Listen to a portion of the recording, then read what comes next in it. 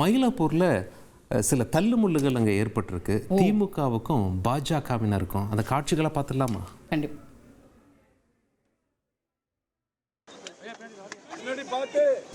Okay, இப்போ நடிகை த்ரிஷா அவங்களுடைய வாக்கினை பதிவு செய்வதற்காக வந்திருக்கிறார்கள்.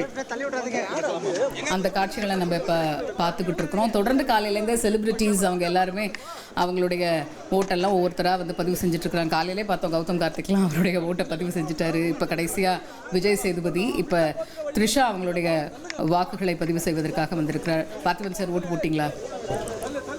சுபேர் சார், நீங்கள் என்ன தொகுதி சார்? எனது ஆவடி தொகுதி. எனக்கு தியாகராய தொகுதி. காலையிலே ஜனநாயக கடமை ஆற்றி பாருங்க, நானும் ஓட்டு போட்டுட்டேன்.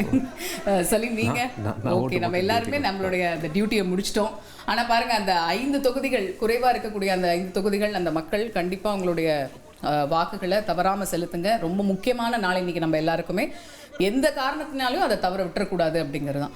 ஸோ இப்போ நம்ம பார்த்திபன் சார் உங்ககிட்ட தான் போன 2021 9 மணி நிலவரம் அப்படின்னு பார்க்கணும். யூஸ்வலாகவே இந்த 9 மணி நிலவரம்ங்கிறது விதின் 15 இல்லை 17 அது வரைக்கும் தான் இருக்கும். இப்போ ஆனால் 9 மணி நிலவரம் பார்க்குறோம் 19 பாயிண்ட்க்கும் மேலே, சில இடங்களில் 20% இதெல்லாம் நம்ம போகிறத பார்க்குறோம். இது எஸ்ஐஆருடைய ஒரு இதுதான் பார்க்கணுமா, இல்லை இதை வேறு எப்படி புரிஞ்சுக்கிறது? எஸ்ஐஆர் ஒரு முக்கியமான காரணம். ஓகே, ஏன்னா வந்து டோட்டல் ஓட்டர்ஸுடைய நம்பரே மாறி இருக்கு.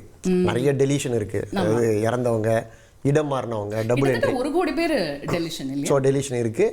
அது சில தொகுதிகளில் நிறையவே இருக்கு.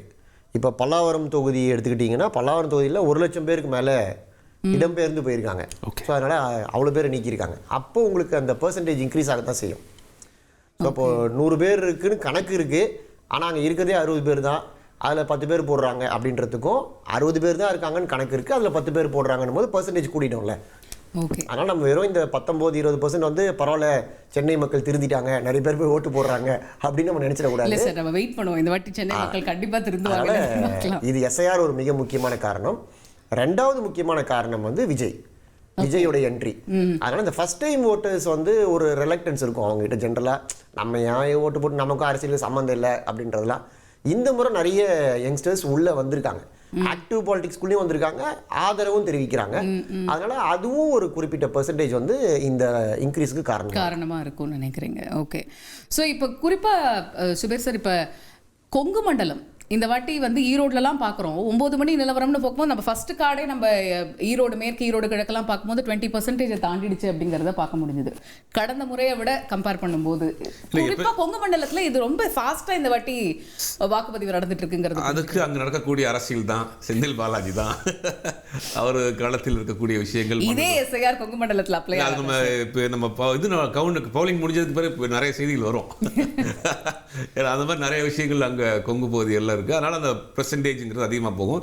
சென்னையை பொறுத்த வரைக்கும் போன நாடாளுமன்ற தேர்தலில் வெறும் 55% தான்.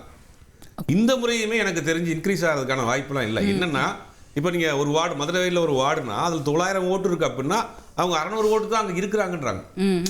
அவங்க அங்கேருந்து ஷிஃப்ட் ஆகி போயிருக்கிறாங்க, ஊருக்கு போயிருக்கிறாங்க, டோர் லாக்கு, இந்த மாதிரி பிரச்சனைகள்லாம் நிறையா இருக்குது. அப்படிங்கும்போது இந்த முறையும் கம்மியாக தான் இருக்கும், பெர்சன்டேஜ் கம்மியாக இருக்கும். பட் எனக்கு இந்த 12 மணிக்கு மேலே இன்க்ரீஸ் ஆகும். ஏன்னா எல்லாம் வந்து வெக்கேஷனில் இருக்கிறாங்க, ரெஸ்ட் எடுத்துட்டு காலைல ஒரு 12 மணிக்கு மேலே ஃப்ரெஷ்ஷாக இருந்துச்சு போய் போடுவோம் அப்படின்ற மாதிரி இருக்கலாம். அதனால் இன்க்ரீஸ் ஆகும். அந்த அளவுக்கு மோசமாக இருக்காது, பட் கொஞ்சம்.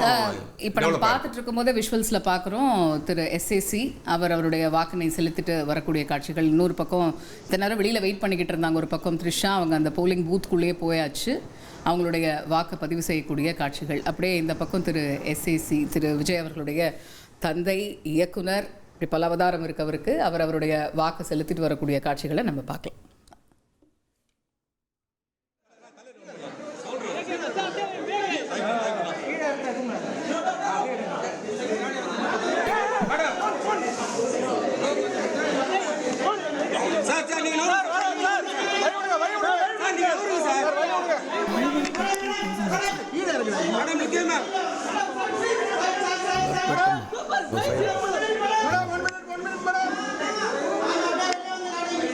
கொஞ்சம் ஃப்ரண்ட்ல வந்துடலாம் மேம்.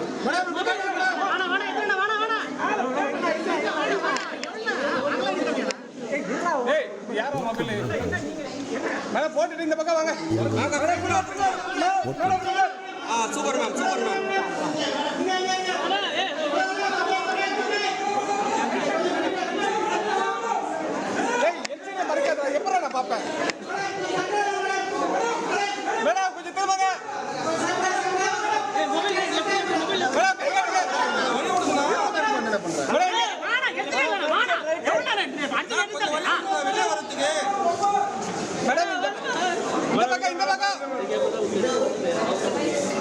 இந்த பக்கம்